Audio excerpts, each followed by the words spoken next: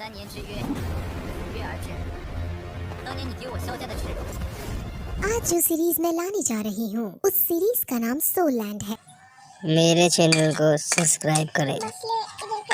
है और जैसा कि आपने BTTH को बहुत पसंद किया था तो ये BTTH से भी अच्छी सीरीज मानी जाती है। सो आई होप आपको ये और भी ज्यादा पसंद आएगी। एपिसोड की शुरुआत में हमें पहाड़ों के ऊपर एक सुंदर सा गांव दिखाया जाता है जिसके अंदर बहुत सारे सुंदर घर और इमारतें बनी हुई हैं। असल में ये एक सेक्ट है जिसका नाम टैंगमैन है। अब फिर हमें इस सेक्ट के बाहर वाले जंगल में एक नौजवान को दिखाते हैं जो कुछ एल्डर्स से बचते हुए भाग रहा था। एल्डर्स उसको पकड़ने की कोशिश कर रहे थे और उस पर अटैक भी कर रहे थे, लेकिन वो नौजवान सभी अटैक से बचता हुआ आगे बढ़ रहा था। और ये बात एल्डर्स को बहुत शॉक करती है क्योंकि वो एल्डर्स इतने शक्तिशाली थे कि उनके अटैक से बचना नामुमकिन सा ही होता था। नौजवान का नाम टैंग शैन है और अब भागते भागते आगे एक खाई आ जाती है और अब टैंग शैन रुक जाता है और यहाँ से हमें ये पता चलता है कि टैंग शैन ने सेक्ट लाइब्रेरी के अंदर घुसकर सीक्रेट टेक्निक सीख ली थी। ऐसा करना मना था और अब इसकी सजा में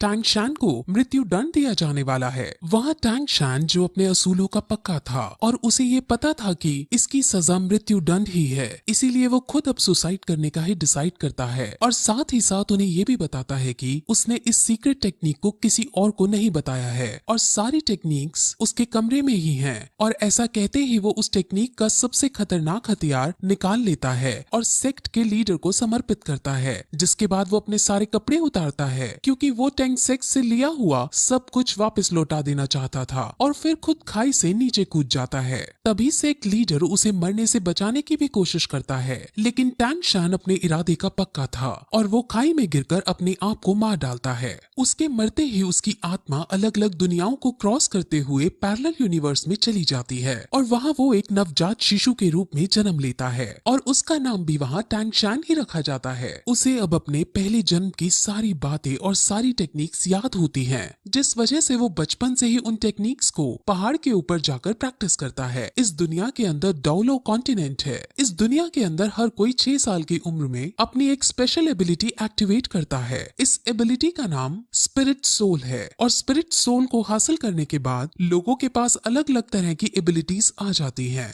एक दिन जब वो पहाड़ से टेक्निक करते हुए वापस आ रहा होता है तो उसे पता चलता है कि इसी साल नए बच्चों की एबिलिटी जगाने के लिए एक स्पिरिट मास्टर उनके गांव में आ रहे हैं। इस स्पिरिट मास्टर का नाम सू यू ताओ है और ये रैंक 26 का स्पिरिट ग्रैंड मास्टर है। असल में यहाँ की कल्टीवेशन 1 से 100 में बनती है और इनमें 1 से 10 के रैंक वाले को ट्रेनी कहते हैं, 10 से 20 वाले को स्पिरिट मास्टर कहते हैं, 21 से 30 वाले को स्पिरिट ग्रैंड मास्टर कहते हैं, 31 से 40 वाले को स्पिरिट एल्डर कहते हैं और ऐसे ही इनकी रैंक के अनुसार ये बनते हैं और इनके बारे में हमें अब आगे पता चलेगा। अब सब बच्चों की एबिलिटीज जगाने के लिए इस गांव का चीफ सारे बच्चों को इकट्ठा करता है। अब गांव के सारे बच्चे एक साथ इकट्ठा होकर एक बिल्डिंग में जाते हैं जहाँ पर स्पिरिट मास्टर एक एक करके उनकी एबिलिटीज को जगाता है। वहाँ पर टैंग शैन भी मौजूद है और वो भी यहाँ अपनी एबिलिटी को अवेकन करने आया होता है।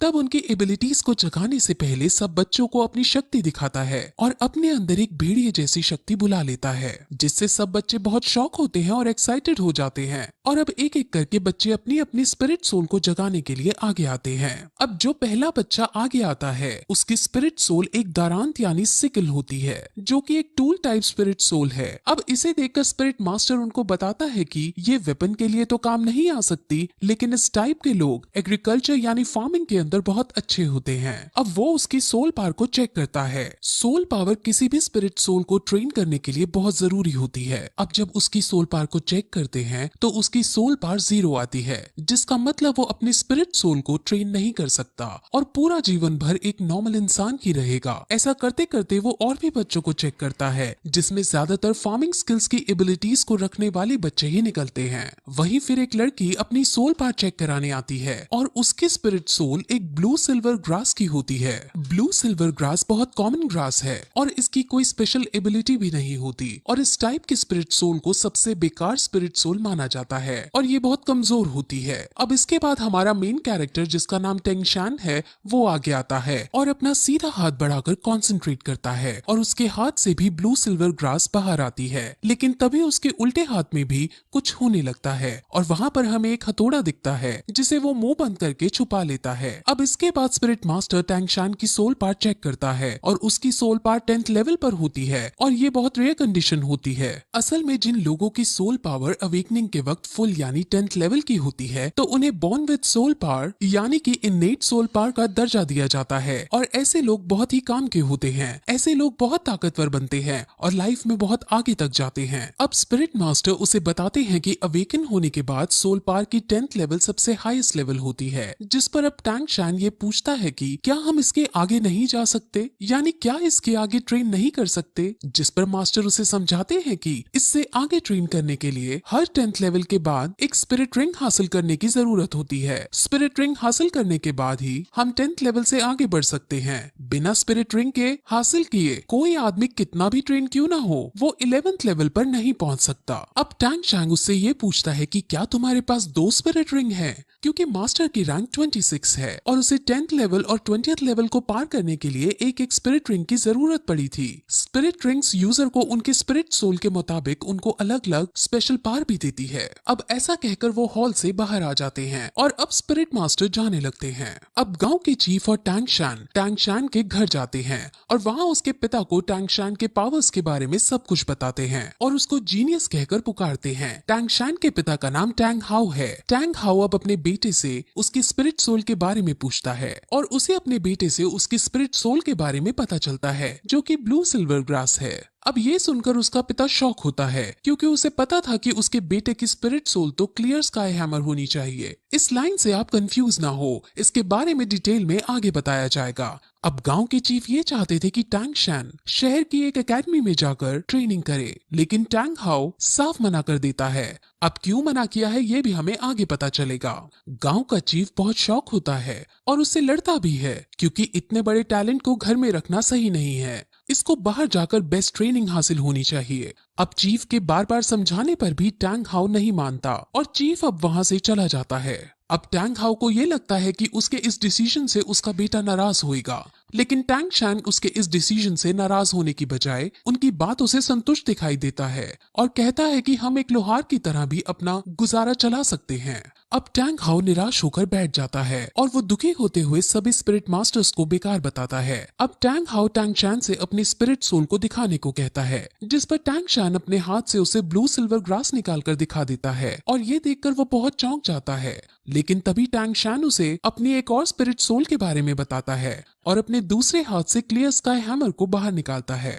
अब ये देखकर टैंग हाउ को कुछ याद आता है कि कैसे कुछ साल पहले वो और उसकी वाइफ कुछ लोगों से बचकर भाग रहे थे और उसकी वाइफ अपने पति और अपने बच्चे को बचाने के लिए खुद को सैक्रिफाइस कर देती है। और अब यहाँ से हमें पता चलता है कि उसकी वाइफ की स्पिरिट सोल भी ब्लू सिल्वर ग्रास होती है। अब फिर टैंग हाउ अपने बेटे की डबल स्पिरिट सोल को देखकर उसे गले लगा लेता है और उसे अब एक बात समझाता है और कहता है कि तुम हमेशा अपने उल्टे हाथ के हैमर से अपने सीधे हाथ की ग्रास को प्रोटेक्ट करना। अब इसके बाद टैंग हाउ टैंगशान को लेकर काम सिखाने लगता है और उसको इस काम की अलग अलग टेक्निक सिखाता है और इन सभी टेक्निक्स की मदद से टैंगशान अब अपने पिछले जन्म की मेमोरीज का यूज करता है और उनकी मेमोरीज से वो कुछ हिडन वेपन्स बनाता है।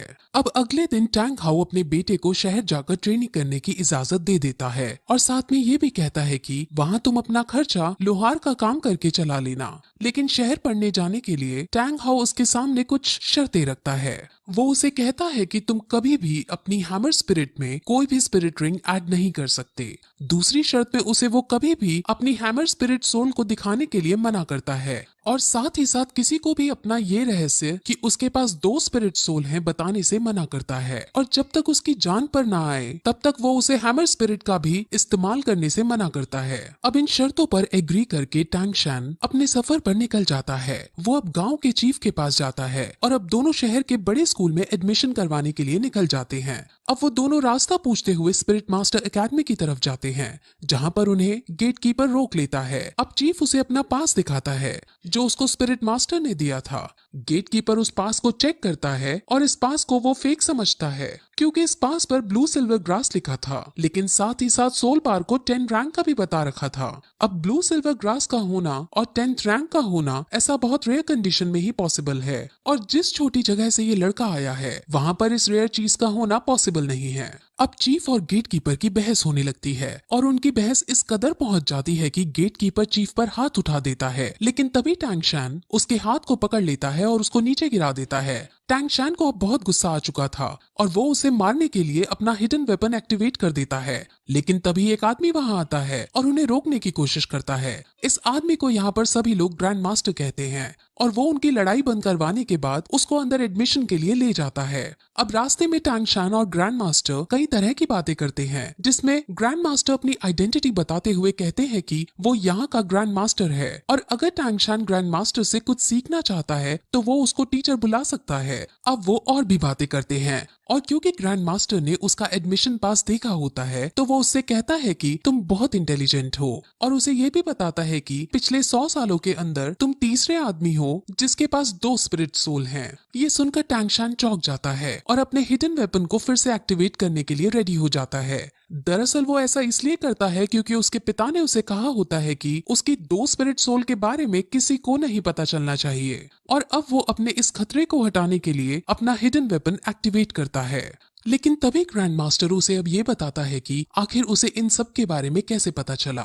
असल में ग्रैंड मास्टर बहुत ज्यादा इंटेलिजेंट है और उसने पहले भी बहुत सारी रिसर्च कर रखी थी। उसमें उसे पता चला था कि दुनिया के अंदर ब्लू सिल्वर ग्रास वाली स्पिरिट सोल के सिर्फ 647 लोग हैं, और उनमें से सिर्फ 16 के पास सोल पावर है, और उन 16 की भी रैंक 1 से ज्यादा नहीं है।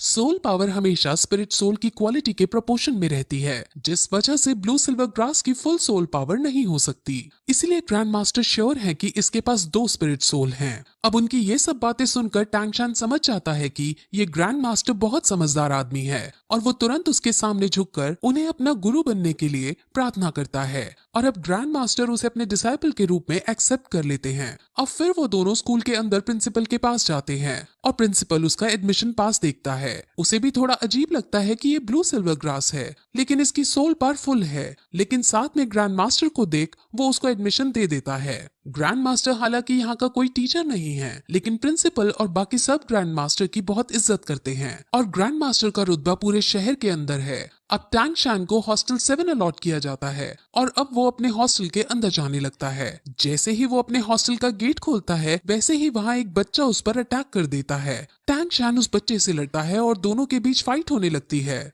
इस फाइट में टैंग शैन आसानी से उस बच्चे को मार दे देता है, और सब बच्चे टैंग शैन के लिए ताली बजाने लगते हैं। अब फिर वो बच्चा खड़ा होता है और सम्मान पूर्वक उसे बताता है कि ये हॉस्टल का एक ट्रेडिशन है। यहाँ जो भी नया बच्चा आता है उससे यहाँ का बिग बॉस लड़ाई करता है, और अगर वो नया बच्चा जीत जाता है तो उसे यहाँ का बिग बॉस बना दिया जाता है। अब क्योंकि टैंग शैन जीत गया था, इसलिए सब उसके सामने झुक जाते हैं और उसे अपना बिग बॉस कहने लगते हैं। और तभी फिर हम ये देखते हैं कि वहाँ एक नई लड़की आती है। उस नई लड़की का नाम लिटिल वू है, और अब परंपरा के अनुसार टैंग शैन इस लड़की पर अटैक कर देता है, और फिर यही ये एपिसोड इस तरह खत्म हो जाता है।